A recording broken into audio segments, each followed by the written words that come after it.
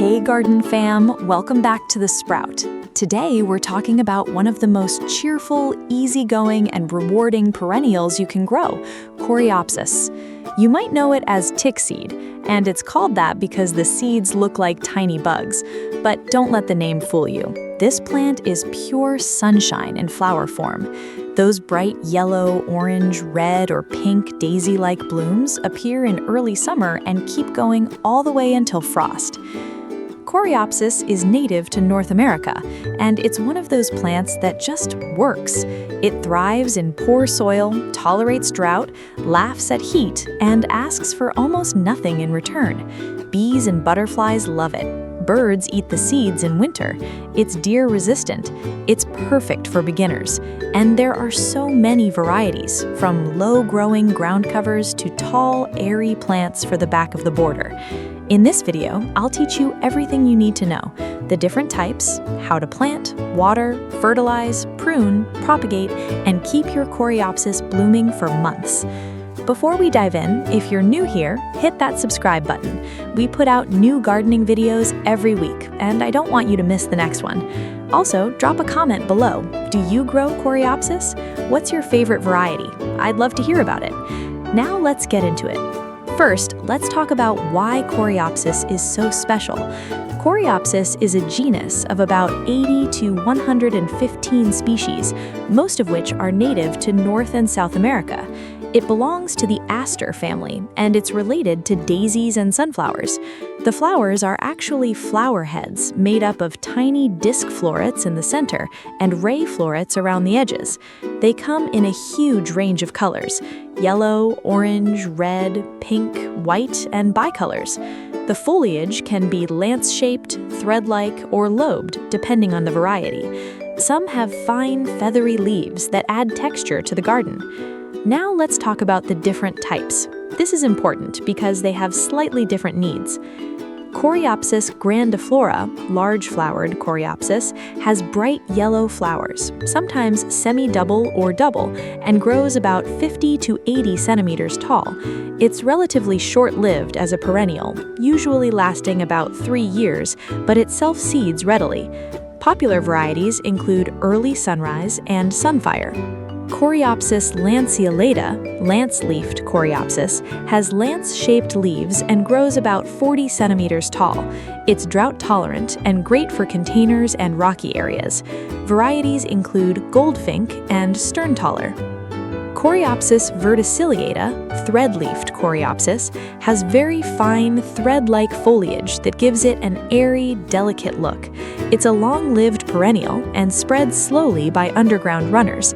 Moonbeam is one of the most popular varieties. It has soft yellow flowers and was named Perennial of the Year. Zagreb is another great variety with golden yellow flowers and a more compact habit. Coreopsis rosea, pink tickseed, has pink flowers and fine foliage. It's compact and does well in pots. Varieties include American Dream with light pink flowers and Lime Rock Ruby with ruby red flowers. Coreopsis tinctoria, golden tickseed, is an annual species with yellow flowers and reddish-brown centers. It self-seeds freely. It's excellent for cutting gardens and wildflower meadows. And for something really tall, Coreopsis tripteris, tall tickseed, can reach up to 2.5 meters tall. It has yellow flowers and 3-part leaves. Now let's start with sun requirements. Coreopsis needs full sun. It needs at least 6 to 8 hours of direct sunlight every day. In too much shade, it gets leggy and doesn't bloom well. The plants will stretch, flop over, and produce few flowers. So find your sunniest spot. That's where Coreopsis belongs. Now let's talk about soil. This is where Coreopsis really shines. It's not fussy about soil. It grows well in sandy, rocky, loamy, or even poor soil. The one thing it cannot tolerate is wet, soggy soil. Good drainage is absolutely essential. Waterlogged soil leads to crown rot, which is the most common killer of Coreopsis. If you have heavy clay soil, amend it with sand or grit to improve drainage. Coreopsis prefers a soil pH between 6.0 and 7.0, but it's very adaptable. Now let's talk about planting. The best time to plant Coreopsis is in spring, after the last frost. You can also plant in early autumn. Dig a hole twice as wide as the root ball. Place the plant at the same depth it was growing in its pot. Space plants according to their mature size. Most varieties need 12 to 18 inches between plants. Water thoroughly after planting. If you're starting from seed, scatter the seeds lightly on the soil surface and press them in. They need light to germinate. Keep the soil moist until the seeds sprout. Now let's talk about watering. Water regularly during the first year to help the roots establish. After that, Coreopsis is quite drought-tolerant. Water deeply once a week during extended dry spells. In normal weather, you don't need to water at all. Overwatering is more of a problem than underwatering. In fact, Coreopsis thrives in dry conditions. For container plants, water more regularly as they dry out faster. Now let's talk about fertilizing. Coreopsis does not need much fertilizer. In fact, too much fertilizer, especially too much nitrogen, will give you lots of leaves and few flowers. In poor soil, you can add a little compost at planting time. That's usually enough. If your soil is very poor, you can apply a light dose of a balanced fertilizer in early spring. For container plants, feed them every 2 weeks with a high potash liquid fertilizer during the summer. But honestly, Coreopsis is a native wildflower. It thrives on neglect. Don't overfeed it. Now let's talk about pruning. This is the secret to keeping Coreopsis blooming for months. Deadheading is the most important task. Removing spent flowers encourages the plant to produce more blooms instead of going to seed. You can deadhead individual flowers, or you can cut the whole plant back by about half after the first big flush of blooms. This often brings on a second wave of flowers later in the season. For threadleaf varieties like Moonbeam, you can shear them back lightly to keep them tidy. In late summer or autumn, stop deadheading and leave the seed heads for the birds. Goldfinches especially love them. In late winter or early spring, cut the dead stems back to about 2 to 3 inches above the ground. Now let's talk about common problems. Coreopsis is generally very trouble-free, but there are a few issues to watch for. Problem 1, crown rot. This is the most common problem. The plant wilts and dies from the center out. It's caused by wet, poorly drained soil. Make sure your soil drains well and don't overwater. Problem 2, powdery mildew, white powder on leaves. This happens in humid weather with poor air circulation. Space plants properly. Water at the base, not overhead. Remove affected leaves. Improve airflow. Problem 3, leggy growth, not enough sun. Move to a sunnier spot. Problem 4, flopping stems. Too much shade, too much nitrogen, or the plant needs staking. Move to a sunnier spot. Stop fertilizing. Use plant supports. Problem 5, pests. Coreopsis is generally pest-free. Occasionally, you may see aphids. Spray them off with water or use insecticidal soap.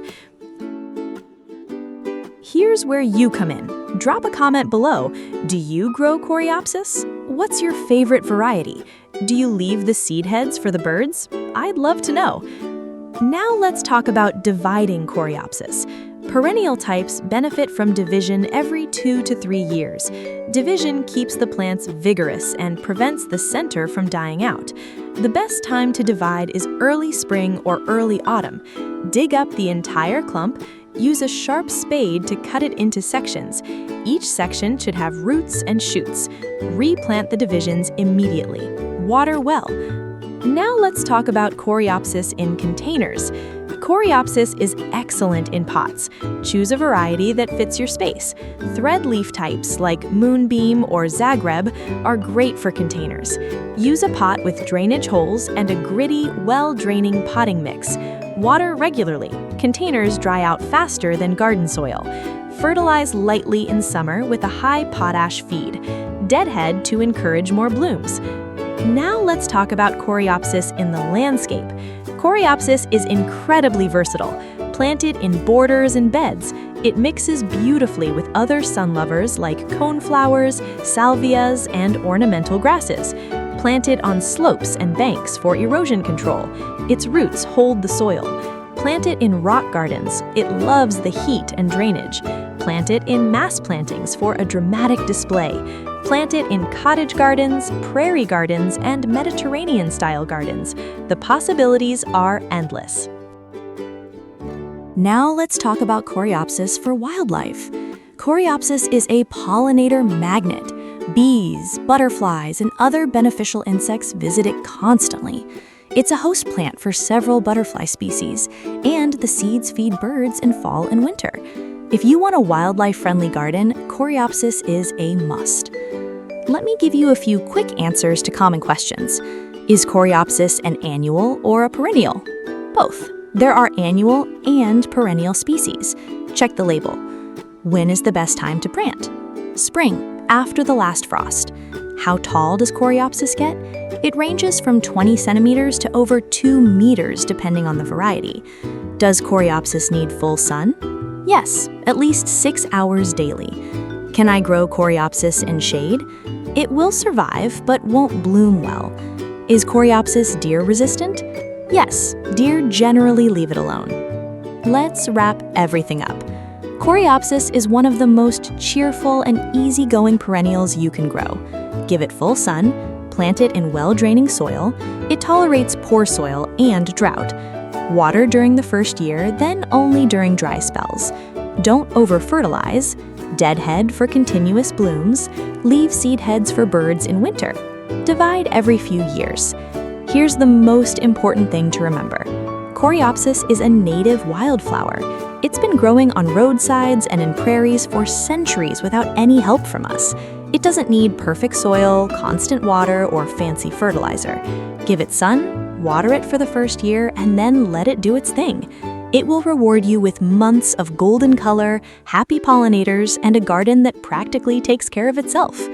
Before you go, hit that subscribe button if you haven't already, and leave me a comment. Are you planting Coreopsis this year? What variety? Yellow, pink, or something different? I'd love to know. Also, what plant should I cover next? Echinacea? Rudbeckia? Helenium? Let me know.